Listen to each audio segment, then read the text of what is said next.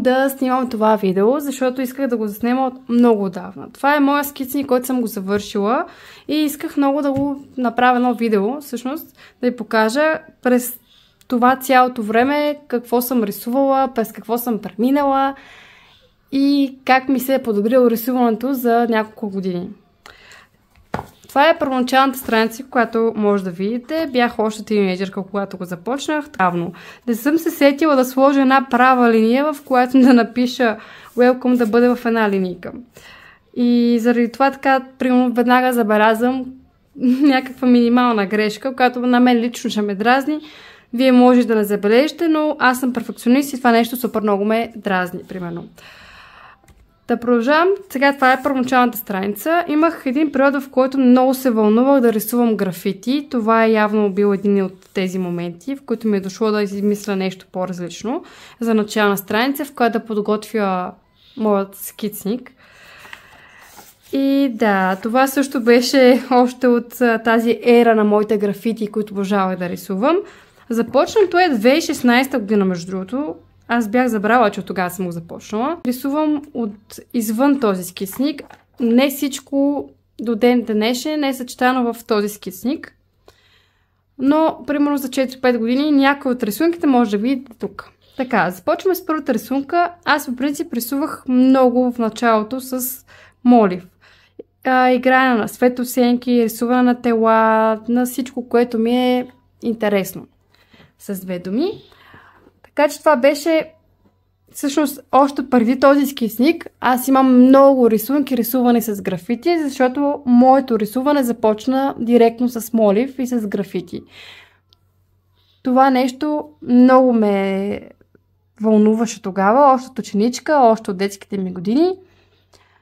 Може би чак сега, през последните 3-4 години, започнах да експериментирам с нов стил на рисуване, с акрилни бои, с маслени бои, с тънкописци, алкохолни маркери и съвсем различни материали. Продължавам с следващата рисунка. Както виждате, тук постоянно съм си играла с различните светоосенки. Не съм много добра явно в рисуването на лица. Това нещо ми е слабост. Много ми е трудно да издокарам винаги пропорциите на хората, на лицата. Но се уча и продължавам да се уча. Аз по принцип съм самоука и винаги съм рисувала от клипчета, от книги, от уроци, от това, което съм виждала. Та сега може да видите всъщност различните светосенки, така както аз съм си преценила според моите разбирания за светосенки. Разбира се, винаги ще има кусури. Учител, който да ви показва абсолютно всичко професионално. Пак повтарям, аз съм си самоука. Така че това са моите рисунки, които са рисувани още от 2016 година. Имах много различни мании постоянно да рисувам тела. Независимо, че не умеех чак толкова много, но се стараех. Искам много да ви покажа. Така, освен хора, както виждате, обичам да рисувам и животни. Всякакви животни, каквито и да са, просто обожавам да рисувам животни. Някои хора ми казват, че всъщност рисувам по-добре животни, отколкото хора. Но това вие може да прецените да ми кажете в коментарите. Дали е така. И бих искала да разбера всъщност вие рисувате ли?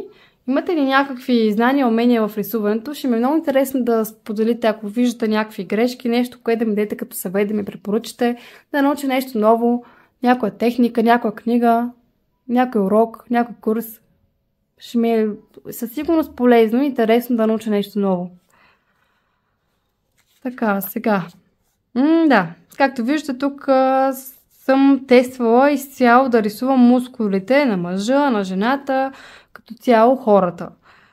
Доста е трудно наистина да рисуваш абсолютно мускули, детайли, светосенки върху хората, защото винаги хайлайта, най-ярката светлина в една рисунка е много различна. Няма как всеки път да е на едно и също място. Според различния ъгъл, според различните места, сянката може да е различна. Няма как абсолютно всеки път да знаем наизуст къде е сянката. По-скоро може би някои хора рисуват по интуиция и по това, което виждат. аз от тези рисунки, които ги виждате в момента, на този етап, съм гледала от снимки или от картинки, съм се опитвала да ги прерисувам, гледайки ги. Не прекопирам, никога не съм прекопирала някакви рисунки, само ако имам нещо нужда, примерно ако съм започнала дадена рисунка и виждам, че съм направила доста грешки, я прекопирам отново тази рисунка на някои места, за да ми е по-изпипано. Но не рисувам директно върху дадената картина, да я прерисувам, да я прекопирам, имам правите. Така, тук може да видите как нещо съм си харесала, някаква мода, нещо, което да искам да нарисувам. Някакви модни дрехи, не знам откъде съм го намерила това. Но някакъв модел съм нарисувала, да речем. Така, спомням си, че тази рисунка, между другото, беше само с опашки. Идеята ми на тази рисунка специално беше тогава да се тренирам малко да рисувам плитки. Това нещо, самата рисунка беше, картинката, когато гледах, беше някъде до тук, от самата брада надолу, но аз обикновено си съчетавам от няколко картинки една картинка и ги умешвам и така правя нещо, което съм си го пресъздала по някакъв начин.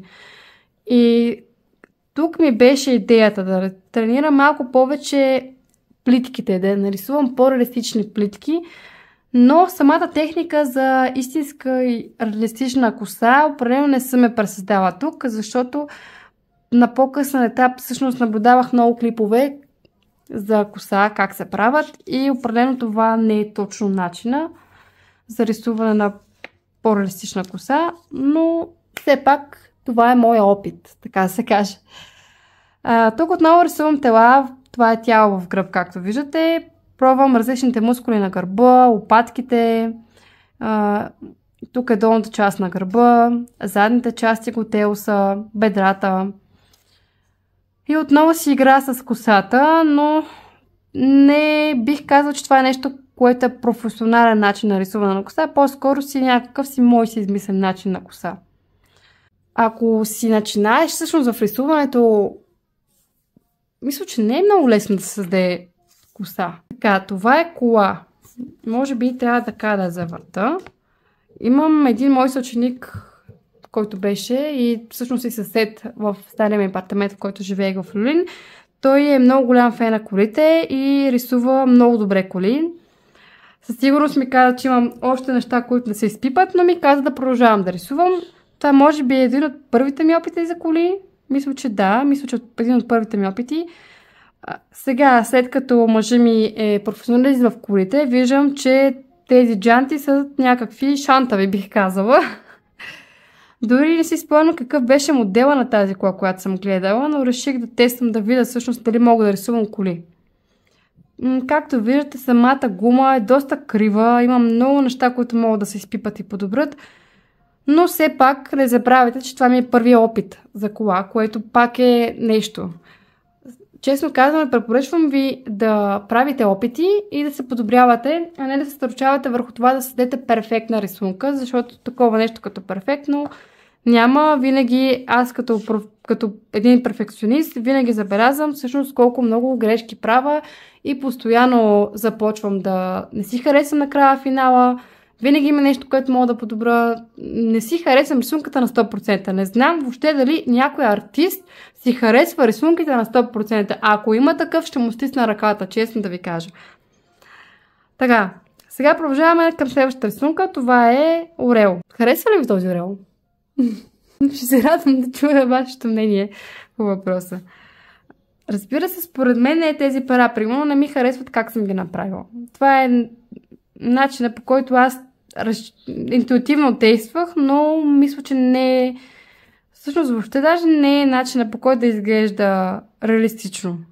Изглежда като рисунка, но не е толкова реалистичен, колкото очаквах и си мислех, че ще го успея да го пресъздам.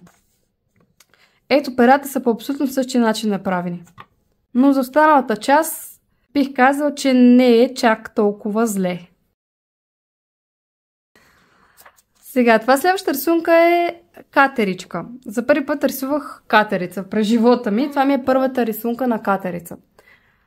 И разбира се, не прецених мястото, че въобще няма да ми стигне за опашката, но нищо, малко се отряза, така да се каже. Ето тук вече почнах малко повече да си играя с самата козина. Да се уча на къде върви самата козина, коса и... Да, Марти, ето виж. Това е орел, да, това е орел. Да, точно така, количка, това е букла. Да, това е кака, момиче. Да. Само внимавай, защото така ще ми ги смачкаш, Марти. Да. Обаче сега показваме катерицата. Я виж катерицата, Марти. Тук си играх много с самата козина.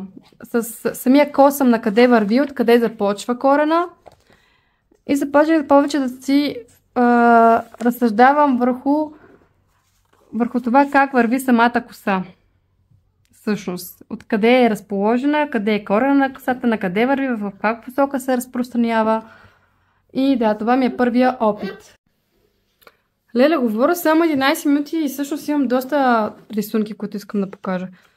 Продължавам малко по-забързано, защото много се бава явно. Може всъщност да го направя на части. Може би така ще е по-добре. Не знам дали знаете и дали сте гледали Наруто като цяло. Това е учителя на Наруто. Ако сте гледали Наруто, значи определено знаете какво е това. Аз, понеже съм голяма фенка на Наруто, исках да пресъздам Шаринган. Вие фенове ли сте на Наруто? Това за мен е най-якото аниме, което може да съществува някога. Доста е поучително и наистина го обожавам.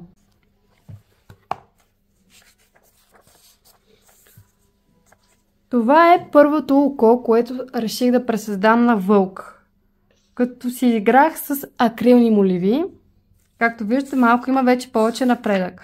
Тук започваме с графики, тук започваме малко с цветни моливи и след това вече акрилни моливи. Това ми е първи опит за акрилни моливи, между другото. И то цветно. Никога не ми се отдава да рисувам цветно, защото все нещо оплескам, но реших да се престраша. И дори това мисля, че е едно от първите ми видеа в канала ми в YouTube. Как го рисувам. Тук отново рисувам някакъв модел, който върви с изключително грамадна и нереалистична чанта, но не обръщате внимание, нека си представим, че е малко по-малък от това, което трябва да бъде. Обичам точно ето тези детайли да правя по дрехите. Обожавам просто самите дребни детайли в рисунките да си играя. Това, разбира се, е Джери. Ако обичате Том и Джери, значи може би ще ви хареса. С малко отрязано ухо от дясната страна, но няма значение. Не знам дали се забеляват всъщност светосенки, защото от този ъгъл, който аз го виждам, някак си самите светосенки доста са избеляли. Това е Kim Super Plus. Едно от любимите ми детски, като бях малка. Нямам си идея защо съм я нарисувала, но може би нещо съм се вдохновила. Следващата рисунка е котка. Първата ми отново котка в живота и отново трениране на тези косъмчета, които са доста дребни. Доста голяма игра, между другото, да рисуваш животни, защото наистина детайлите, които се правят върху самото животно и козината, която се рисува, отнема наистина доста време и трябва добре да си помислиш как точно ще разположиш детайлите, откъде ще започнат и светосенките и всичко. Наистина никак не е лесно това нещо. Така че оценявам всеки, който умее да рисува животни. Дали ще е с цветно, с графити, няма никакво значение. Наистина е доста трудно, бих казала. Тук мисля, че от някакво приложение много ми харесаха героите. Реших да ги прерисувам. Но виждам, че все нещо сбъркано правя в лицата, в ръцете. Винаги нещо може да се промени. Не знам дали някой ден ще успее да рисувам толкова добре лица, както си представям в главата. Това ми беше по едно време много любима метиконка, защото някакси създава много така радост, като я видя. Е така, като гушнеш някой и се едно ти става приятно. И реших да си я прерисувам любимата ми метиконка. Тук отново се опитвам да си играя малко с мускулите и детайлите най-вече на тялото. Малко повече да тествам анатомията върху хората. Разбира се, съм прикрила малка част от лицето, колкото да се фокусирам върху самото тяло, не върху лицето, защото е доста трудно. На мен лично ми е много трудно да рисувам лица. Ето тук, примерно, съм се опитал да нарисувам почки, но сега като нали, се заглеждам, виждам, че малко нещо ми кривеят самите мускули. Не ми изглежда много реалистично. Но все пак съм опитала. Важното е, че опитвам да правя опити да си подобра рисуването. За мен рисуването и всеки човек, който рисува, се подобрява като рисува всеки ден. Дали ще се види този детайл, който го бях трила много упорито? Тази рисунка беше вдъхновена пак отново от една снимка и мислех, така си въобразявах в главата, да сложа една снимка, все едно сама се снима, но всъщност не ми хареса как изглежда това нещо и реших да махна самата ръка и да изтрия, и то, разбира се, понеже бях го натиснала с много натисках с молива просто, и това си остана като остатък от рисунката. Но си представах все едно, че съм рисувала татуировка и тази татуировка всъщност е нарисувана върху моя рисунка. Така да речем. Тук отново си играя с мускулите, като тук, разбира се, няма чак толкова много мускули, но идеята ми на тази пък рисунка беше да потренирам малко прозрачността на дрехите, защото исках тук да е малко по-прозрачно тази част, която се намира от гърдите към корема. И затова тук сложих малко по-дълбоки сянки, за да може да изпъкне тази прозрачност. Не знам дали ми се получило, вие ще кажете. Защо всеки път обаче, като рисувам такъв малък скицник, някакси не мога да си преценя времето, мястото по-скоро. И ето, виждате, за пореден път е тази част, някакси ме се отрязва от рисунката. Тук рисувам отново вълк, като започвам отново да си играя малко по мой си начин, обаче, по моя чиста интуиция с козината, да къде е разположена.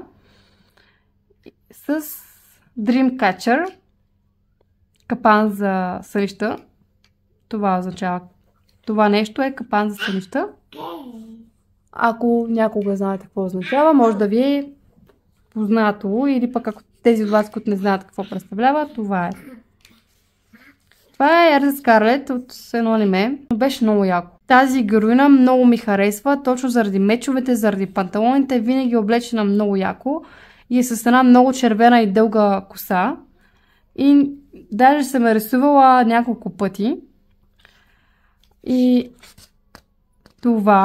този герой много ми напомня по характер на Наруто. Точно заради това исках да го прерисувам. Много ми харесва. Може би след Наруто това ще е второто аниме, което ми допада много. Между другото, какво ще кажете за това, което виждате? В смисъл, много хора ми казват, че мога да рисувам по-добре аниме, отколкото хора. Пак дали е така, наистина не знам. Това въобще не знам откъде съм го открила и откъде съм го намерила. Ето сега тук мога да ви покажа техниката, която приложих за първи път, след като научих как се рисува с коса. Идеята на по-реалистичната коса е да започнете с по-дълбок натиск и по-тъмен цвят. След това да има малко като хайлайт и да прелива отново към по-тъмен цвят на косата. По този начин самата коса изглежда по-реалистична, а не просто нарисувани линейки върху самата коса, без да има място да диша ето така и да има светлина, да е по-светла. Не знам дали ме разбирате, но ако напишете Realistic Hair Tutorial и ще видите всъщност как точно изглежда и как точно преливат от тъмно към светло с по-малко линейки и отново пак към тъмно. И разликата е доста различна, след като приложиш тази техника върху косата. Ето тук започнах малко повече да я прилагам. Отиваме от тъмно към по-светло, към тъмно, към по-светло и към по-тъмно. Но може би е трябвало малко по-тъмно да го направя, за да може тук да има малко по-открояване в самата коса. Но разбирате ми идеята. Това отново аз съм си го измислила по някакъв начин. Не знам откъде съм го гледала, нямам никаква идея. Тук отново си играя с някаква двойка, която уж се харесва. Не знам какво да кажа повече за тази рисунка. Така, убаво, тук вече отиваме към... Това коя година е? 2019. Значи 3 години напред. Леле. доста неща виждам като разлика. Това е една рисунка отново с акрилни моливи. Исках да нарисувам дърво, което да иллюзира като кълбо Вселената. Исках да го пресъздам с акрилни моливи. И не е никак лесно да се пресъздаде такова нещо, особено с моливи. Дори пробвах с боя отгоре, с точки, да пресъздам малко ефект на Вселена, но някак си не се получи така, както аз си го представях. А и както виждате, когато пуснеш четката с вода върху самите акрилни моливи, малко или много, то се разтича и става водно. И виждате как тук не е перфектна форма. Няма как да стане просто. Това е една рисунка, която беше вдъхновена от един дизайн на Изабел. Ако не знаете коя е, това момиче ми е променило много живота с книгите си, с клиповете си, мотивирала ме да издам мои книги, да следвам мечтите си, да правя това, което обичам. И тя за мен е човек, който ми е дала много стойност. Наистина променила ми живота коренно. Следвам я още от първото клипчето, което качи в YouTube. Мисля, че тя вече го изтри този първи клип. Беше черно-бял, сниман от телефона. Много я харесвам. Имам дори нейните карти, с които си играя. Дори в моят подкаст, първи епизод, реших да бъде точно именно с нейните карти, да разговарям на нейните въпроси. И буквално всяко нещо, което създава, наистина е много яко и уникално и бих казала, че си заслужава да я погледнете, да я видите и да я изслушате. Наистина всичко, което създава е уникално. Четох последно нейната книга "Слънчеви лъчи в мрака". Осъзнах доста неща за себе си от тази книга. От супер много ми харесва. Даже мога да ви я покажа. Наистина е много яка. Ето я книгата. Наистина е много добра. И всичките други книги са много добри. И ги препоръчвам с две ръце, защото имам наистина много стойност. И дори съм си водила отделна тетрадка, в която си записвам определени цитати. Тук специално аз по принцип от всяка нейна книга доста подчертавам, но в тази специална книга не съм подчертавала, защото всяка една глава имам чувството, че трябва да подчертая цялата. Всичко ми е важно, всичко виждам като послание и буквално някой път е така, когато имам нужда, сядам, чета си и се успокоявам. Ако искате, може да направим едно нещо интересно, да направим някакво послание от произволна страница. Е така, просто ще прелиствам и ще спра на някаква страница.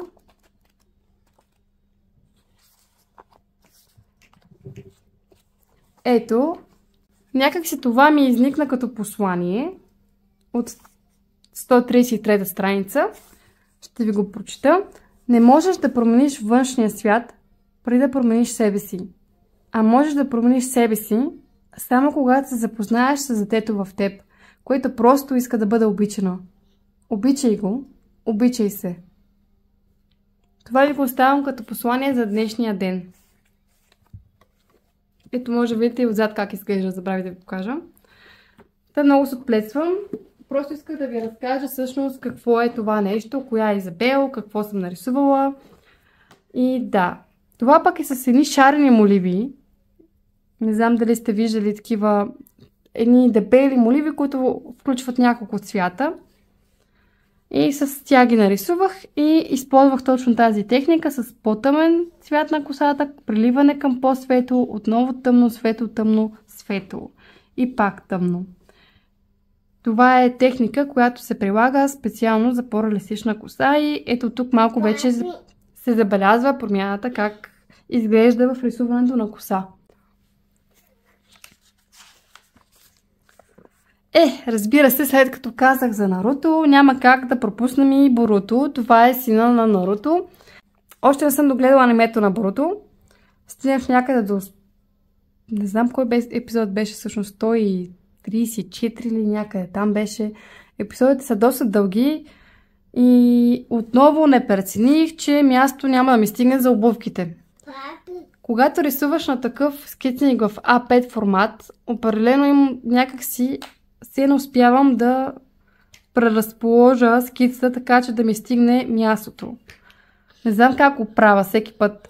Обаче хем се старая да има свобода отгоре и отстрани, хем не ми стига място да си довърша цялата рисунка. Как става това? Айде, кажете ми. Така, сега тук започваме от 2020 година. Оставам го за следващ епизод. До сега минахме цели 3 години от 2016 до 2019. Затова искам от тук да започна напълно нов епизод, защото искам да ви разкажа малко повече подробности за този стил на рисуване, откъде съм вдъхновена и защо вече тотално нататък няма никакви моливи и цветни рисунки.